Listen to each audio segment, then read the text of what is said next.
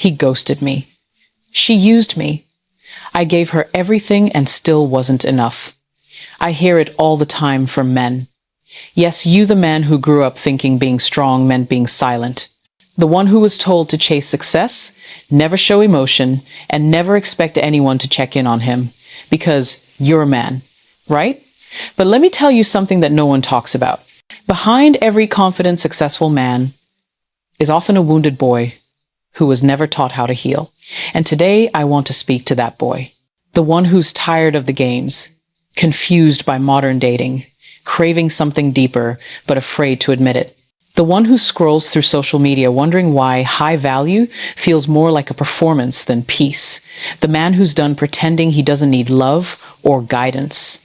Because I've watched men lose themselves trying to become what the world expects without anyone telling them that they are allowed to need.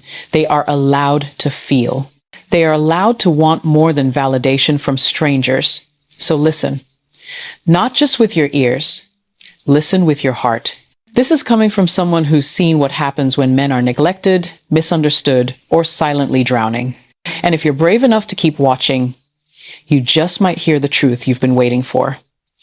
Let me ask you a question. When was the last time you allowed yourself to cry without shame? When was the last time you said out loud, I'm hurting, I'm afraid, or even just, I don't know what to do? For most men, the answer is never.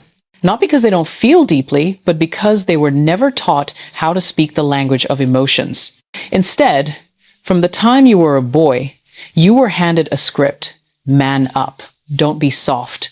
Real men don't cry. So you buried it, your pain, your heartbreak, your fear of failure, your need for connection. You buried it so deep that now, when something hurts, you don't even know how to describe it. You don't have the words, only the anger, the numbness, the silence. But let me tell you something. No one else has said to you clearly enough, it's not your fault. You were never given the emotional toolkit. But here's the good news. You can build it now. Emotional literacy is not about being overly sensitive or soft. It's about recognizing, understanding, and expressing what you feel without being controlled by it. It's about pausing when you're triggered, naming what's really going on inside you, learning that behind every angry outburst is usually grief, loneliness, or a cry for validation. And the most powerful part, you don't have to figure this out alone. Start by journaling. Start by saying to yourself, I feel frustrated because. Start by talking to one person you trust, even if it's a therapist, a coach, or a stranger on the internet. Because the moment you become fluent in your own emotions, you become unshakable. No woman, no job, no rejection can destabilize a man who understands himself. This is your power, and it's time to reclaim it. Let's be honest. From the moment you hit your teenage years, the world started whispering, then shouting that your worth is in your wallet. That to be respected, you must provide. That to be desired, you must impress. And if you want love, you better earn it. They told you, be a high-value man.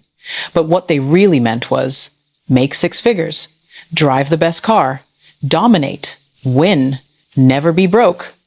And so you chased the grind.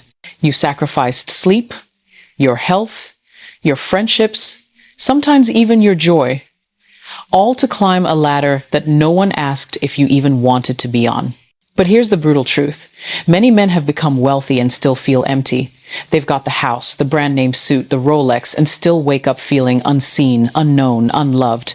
Why? Because you were taught how to earn, but not how to live.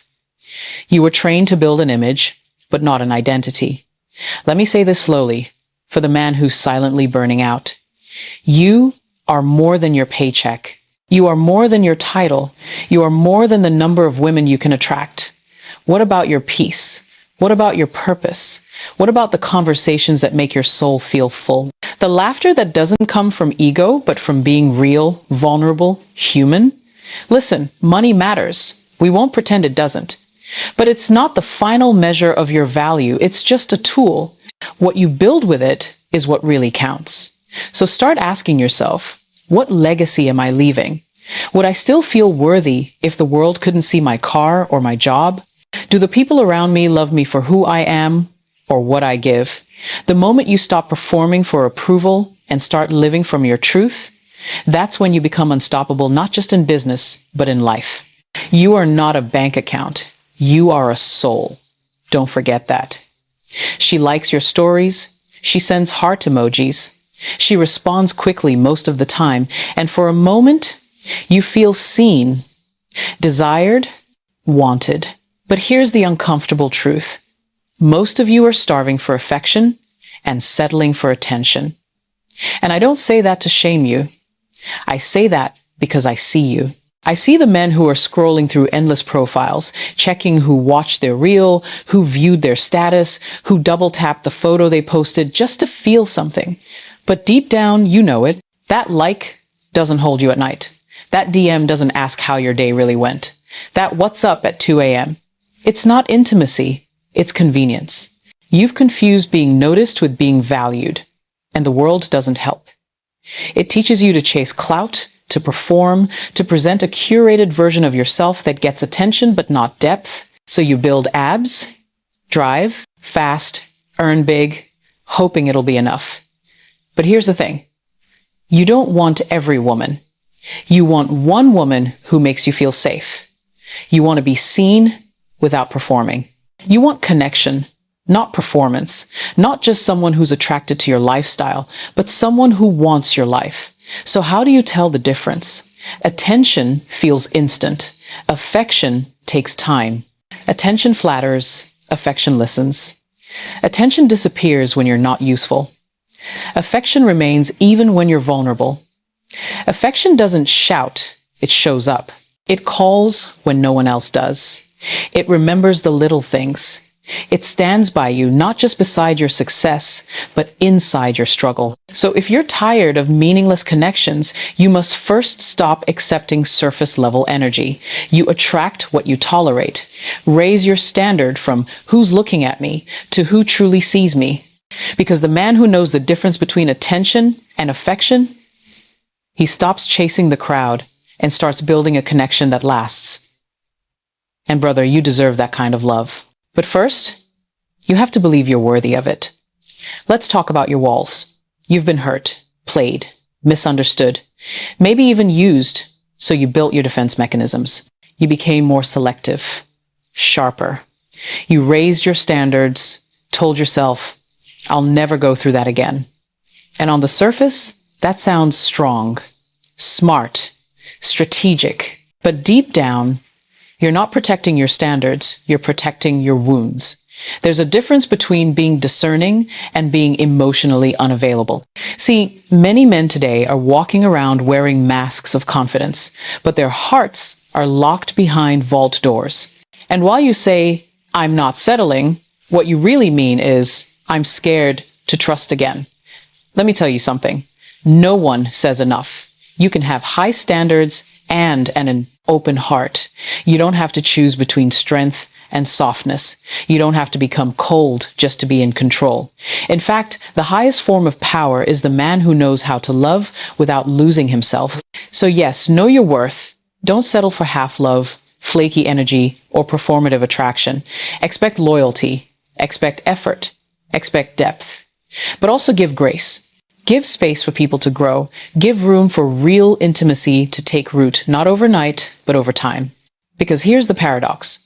The very walls you built to protect your heart are often the same ones keeping you from the connection you crave.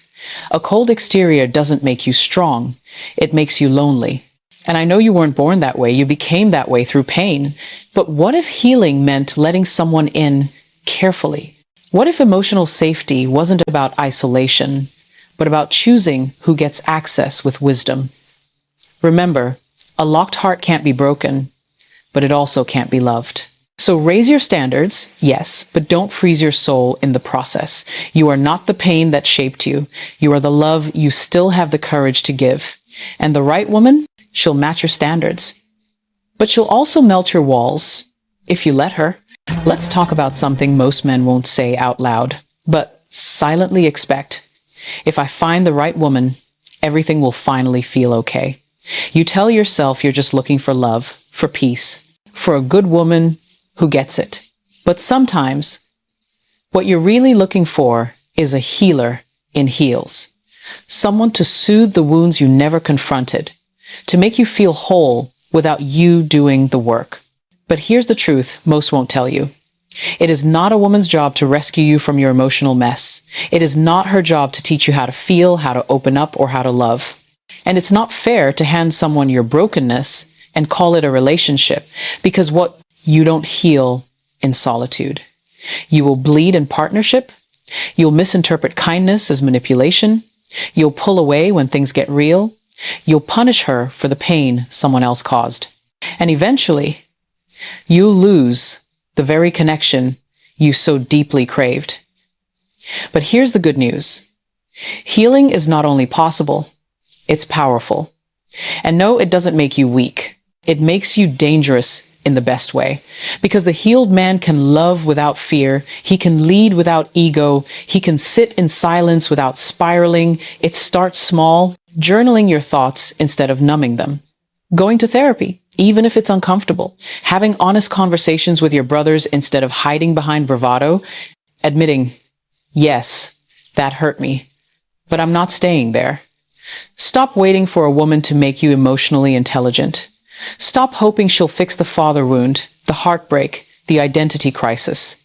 Your healing is your own. And when you take that power back, you stop attracting from desperation and start connecting from self-worth. You don't need to be perfect. You just need to be aware and accountable. Because the man who takes ownership of his healing, he doesn't just change his love life, he changes his legacy. When you think of the word legacy, what comes to mind? Your career, your bank account, maybe a few properties, a last name that turns heads, a reputation for being that guy who made it. But let me challenge you for a moment. What if your true legacy has nothing to do with what you build and everything to do with who you become? Because here's the truth that hits hard as you get older. People forget titles, they forget numbers, they forget status, but they never forget how you made them feel. You see, the world keeps pushing this idea that your value as a man is in your output, that the grind is everything, that if you're not constantly achieving, you're falling behind. But let me ask you this. When the applause stops, when your looks fade, when your phone stops buzzing, who are you when it's just you and your thoughts? Did you live with integrity? Did you love deeply, even when it was scary? Did you forgive when you had every reason not to? Did you speak truth, even when it cost you comfort? Because that is what echoes. That's the legacy your children, your friends, and your partner will carry when your name is spoken long after you're gone. Don't just leave a will, leave wisdom, leave presence. Leave a memory of a man who didn't just chase success, but chased meaning. And that version of you, it doesn't come from pressure, it comes from intention. So start now. Be kind when no one's watching. Hold the door open for others and for your own healing. Say, I'm sorry, when pride tries to shut your mouth. Call your mother. Hug your brother. Be honest in your relationships. Because you don't have to be a millionaire to be unforgettable. You just have to be whole. And when you become that man, one grounded in purpose, empathy, and courage, you won't have to worry about legacy. You'll be living it.